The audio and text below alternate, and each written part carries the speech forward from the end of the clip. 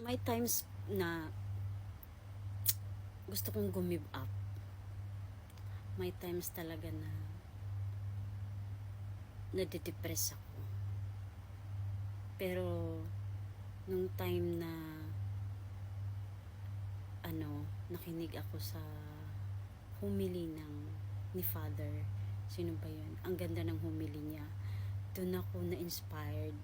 Doon ako na bigyan ng pag-asa na hey, hindi pa huli ang lahat. Hindi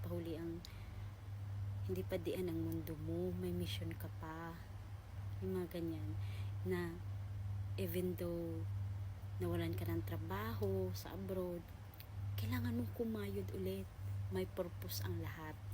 Doon ko na-realize na okay, ito talaga siguro ang pagsubok na binigay ni God sa akin.